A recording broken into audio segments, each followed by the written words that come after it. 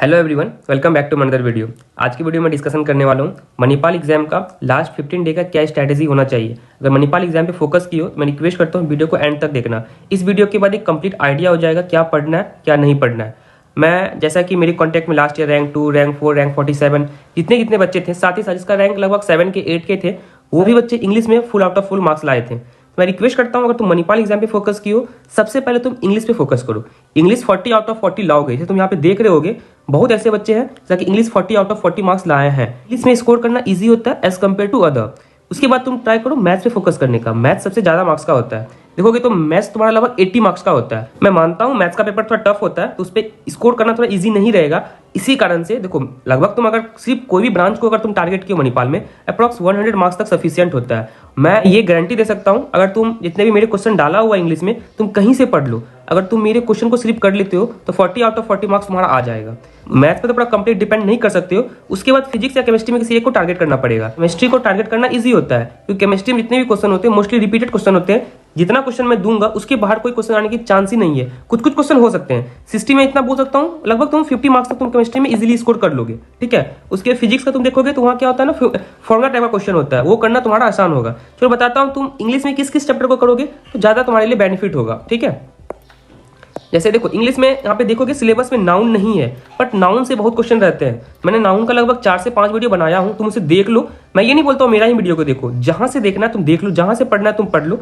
But जितना question मैं practice के लिए दिया हूँ उतना क्वेश्चन कर लो, वो सफिशियंट होगा। ट्राई किया हूँ जितने भी पीवाईक्यू हैं उसे डिस्कस कराया हूँ, साथ ही साथ पीवाईक्यू से रिलेटेड जितने भी कॉन्सेप्ट हैं उसके बेसिस पे ही मैं वीडियो को बनाया हूँ। बस क्वेश्चन है प्लस कॉन्सेप्ट है। क्योंकि देखो अगर तुम इंग्लिश में जाओगे तो इंग्लिश का सिलेबस बहुत डीप है, बट उतना डीप जाना नहीं है। इंग्लिश बहुत ईजी होता है, यहाँ पे ज्यादा टाइम को वेस्ट नहीं करना है। जस्ट मैं बताता हूँ, फिर भी किस किस चैप्टर को बिल्कुल इग्नोर मत करना। सबसे पहले तुम टेंस को कर लो। टेंस अगर नहीं करोगे तो बहुत दिक्कत हो जाएगा तुम्हारा, क्योंकि जो बेसिक फंडामेंटल होता है तुम्हारा टेंस ही होता है। और नाउन को इग्नोर मत करना। नाउन सिलेबस में नहीं है बट नाउन से क्वेश्चन रहता है। ठीक है, मेरे पास जितने भी स्क्रीन शॉट्स है जब मैं देखा हूँ उसमें नाउन से क्वेश्चन रहता है। तो टेंस करने के बाद सबसे पहले फिर प्रोनाउन में चले जाओ। ठीक है, उसके बाद जिससे क्वेश्चन मैं मैक्सिमम दिखाऊंगा, किसी को इग्नोर मत करना।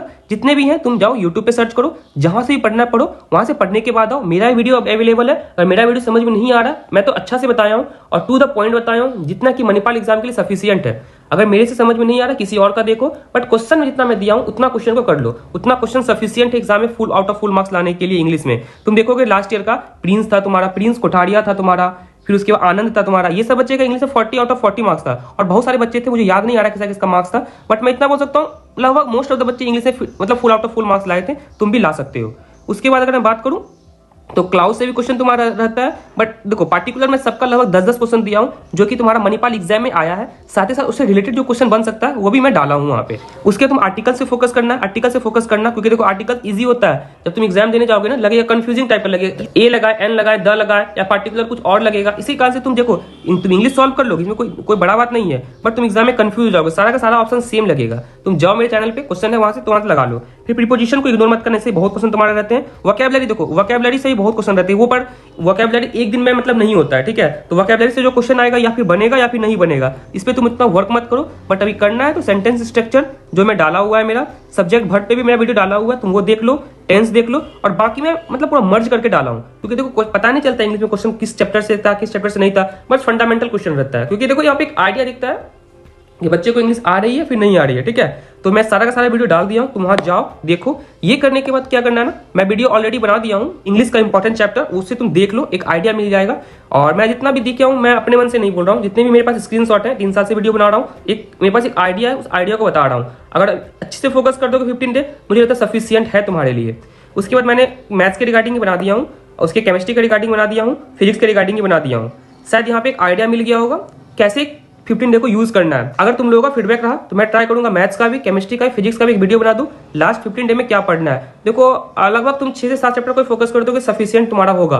और मैं रिक्वेस्ट करता हूँ वो सारे बच्चे से जिसका कि जेई में अच्छा नहीं हुआ है, ठीक है, जिसका 70-80 परसेंटाइल है, तुम लोग फेज 1 में फोकस करो। फेज 1 में बहुत कॉम्पिटिशन कम होता है, फेज 2 में कॉम्पिटिशन डबल हो जाता है। और वो बच्चे जो अभी तक कुछ नहीं पढ़ के रखे हैं, डिस्क्रिप्शन में एक फॉर्म होगा, फॉर्म को फिल करो अभी से लेके जब तक तुम्हारा एडमिशन डन नहीं होता। मैं तुम्हारे साथ हूँ, 24/7 कॉलिंग फैसिलिटी रहेगा, हैंड रिटन नोट्स मिलेगा और कंप्लीट काउंसलिंग भी दूंगा। और साथ ही साथ मैंने तुम्हारे लिए कोर्स भी बना रखा हूँ, ठीक है, जहाँ पे तुम जाकर प्रैक्टिस कर सकते हो। सारा का सारा वीडियो वहाँ पे अवेलेबल है।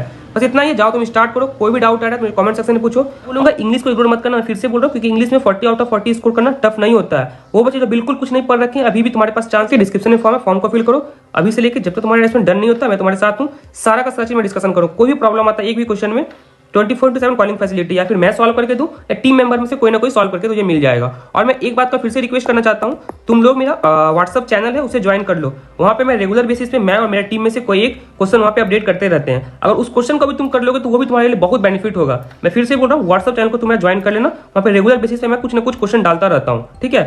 बस शायद यहाँ पे एक आइडिया मिल गया तुम कैसे यूज कर सकते हो। बस इतना ही रिक्वेस्ट करता हूँ। लगता है मेरा वीडियो इन्फॉर्मेटिव है, वीडियो को लाइक करें, चैनल सब्सक्राइब कर ले। Hope this information informative for you. Thank you for watching my video.